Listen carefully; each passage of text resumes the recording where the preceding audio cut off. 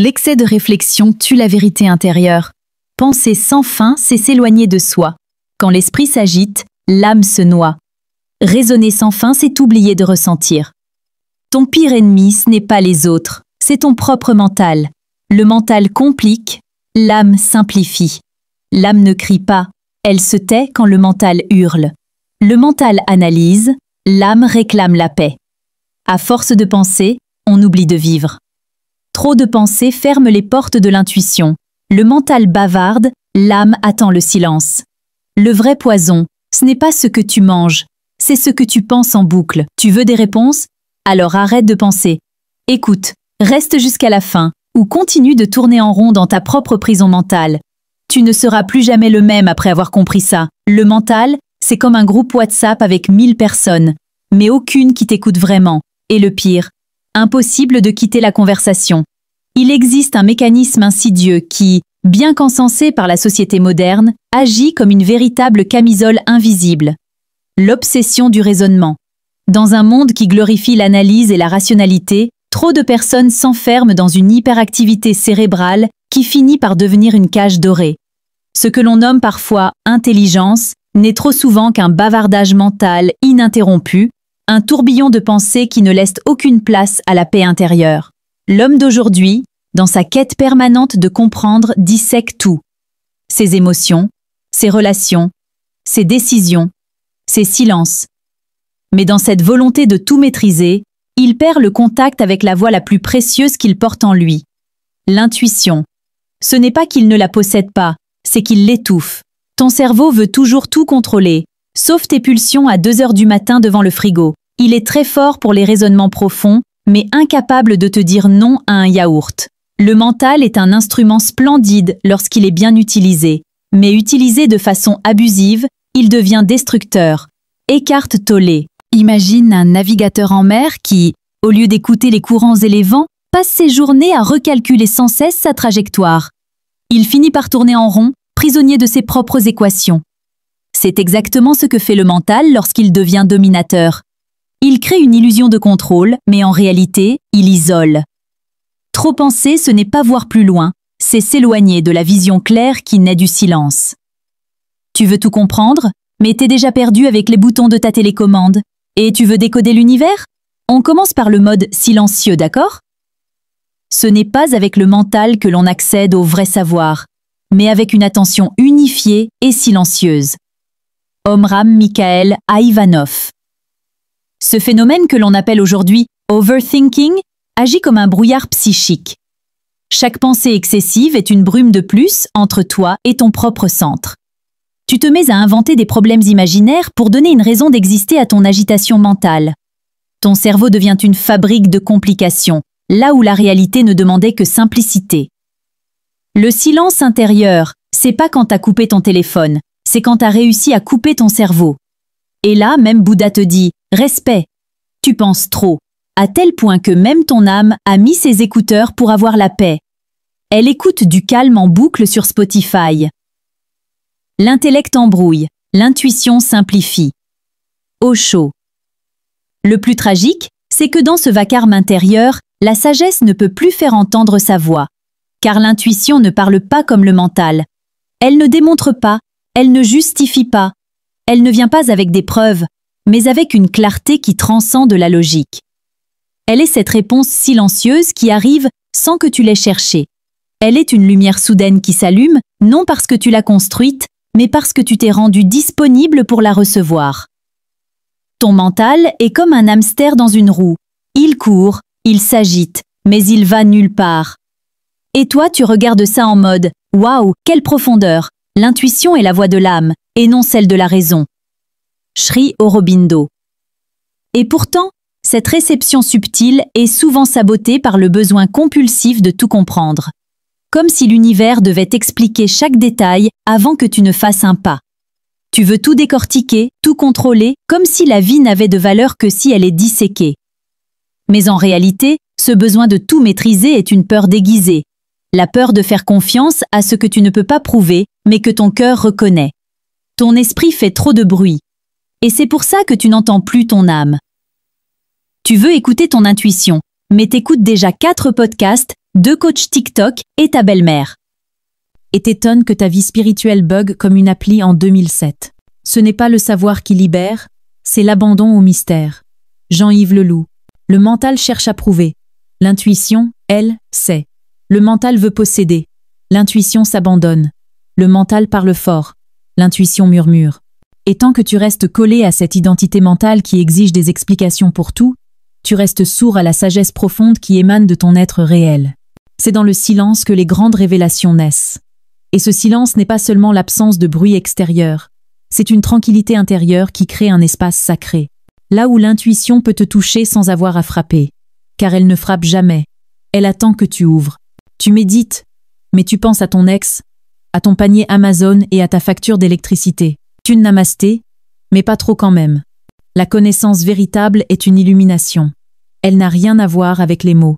Elle jaillit de l'intérieur. Bodhidharma. Ce que je vais te dire maintenant, peu oseront l'accepter, mais tous l'ont déjà ressenti. Ton âme veut te parler doucement, mais ton mental fait du karaoké sur ses pensées.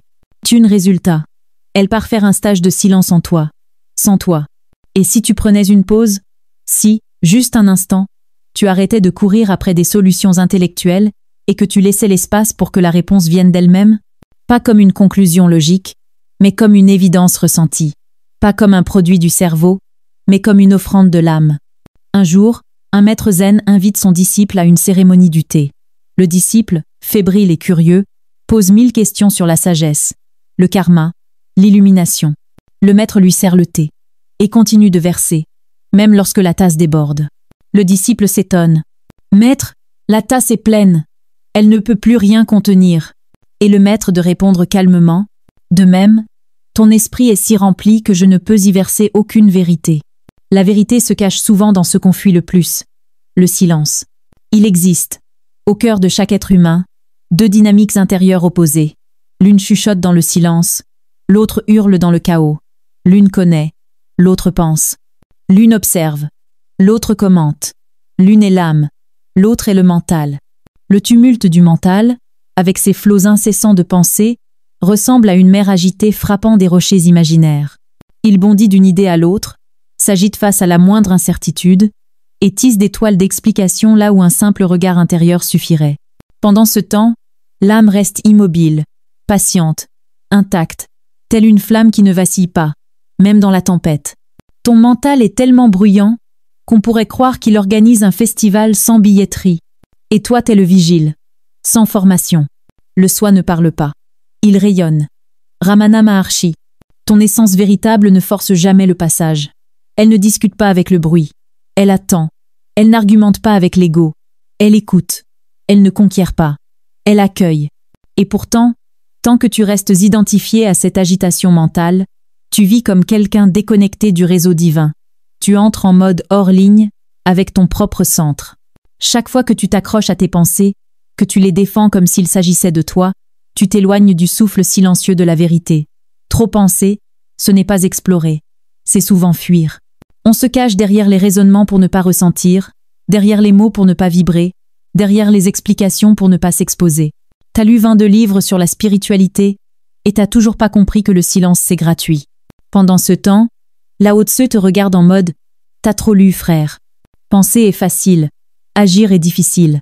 Et mettre ses pensées en action est ce qu'il y a de plus difficile au monde. » Goethe.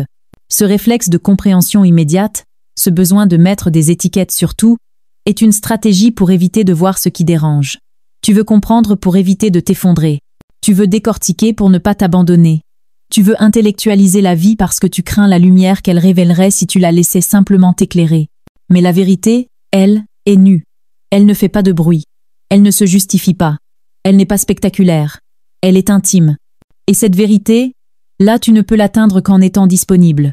Non pas dans l'agitation, mais dans la clarté tranquille. Le silence n'est pas vide. Il est plein de réponses. Lao Tse. Observe ce paradoxe. Plus tu cherches à comprendre, plus tu t'éloignes de la compréhension réelle.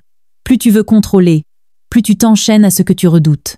La conscience véritable ne descend pas dans un esprit encombré. Elle attend un espace pur, ouvert, prêt. Elle demande un corps relâché, un cœur tranquille, une pensée apaisée. La lumière intérieure, cette intuition profonde, ne peut pas s'installer dans une demeure troublée. C'est comme essayer d'entendre une mélodie subtile au milieu d'un vacarme.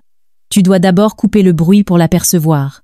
Ce n'est pas dans l'intellect qu'on voit clairement, mais dans l'attention tranquille. Omram Mikhaël Ivanov. Le mental, quand il n'est pas dompté, devient comme un feu hors de contrôle. Il brûle tout, ta paix, ta clarté, ta présence, ton lien avec le divin. Il ne te rend pas plus lucide. Il t'épuise. Il ne te donne pas plus de pouvoir. Il t'enlève l'accès à ta boussole intérieure. Dans le monde actuel, on a glorifié la logique comme une idole et relégué l'intuition au rang d'illusion douce. Mais cette intuition, les anciens la reconnaissaient comme une faculté royale de l'âme. Elle ne suit pas des règles. Elle ne se démontre pas. Elle est. L'intuition est une intelligence qui dépasse la raison. Carl Jung, Plotin, ce philosophe inspiré des mystères, disait que l'intuition est la connaissance directe de l'âme, libre du détour du raisonnement. Ce n'est pas une déduction, ni une opinion, c'est une vision intérieure. Elle surgit comme une évidence que rien ne peut contester, sauf le mental, bien sûr, qui veut tout expliquer. Mais justement, l'intuition n'explique pas, elle montre. Elle n'analyse pas, elle révèle. Elle ne cherche pas, elle capte. Et pour cela, il faut renoncer à vouloir forcer les choses. L'intuition n'est pas un résultat d'effort, c'est une conséquence de l'abandon. Là où cesse l'effort, commence la réception. Krishnamurti. Alors, au lieu de courir derrière les réponses, fais le contraire. Arrête-toi. Deviens un espace. Crée en toi une chambre intérieure vide, dépouillée du besoin de comprendre, et pleine de la volonté de recevoir. La réponse que tu attends ne se cache pas dans le labyrinthe des raisonnements. Elle est là, dans l'intervalle discret entre deux pensées. Dans cette faille de silence où, soudain, l'évidence se glisse. Elle ne vient pas de toi.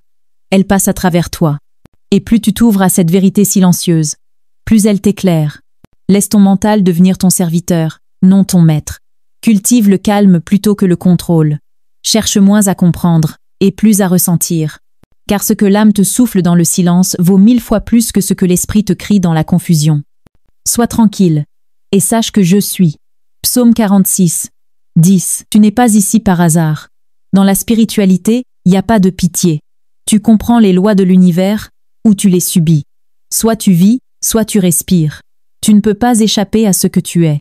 Ici, c'est pas la morale qui décide, c'est la vibration. Il n'y a pas pitié dedans.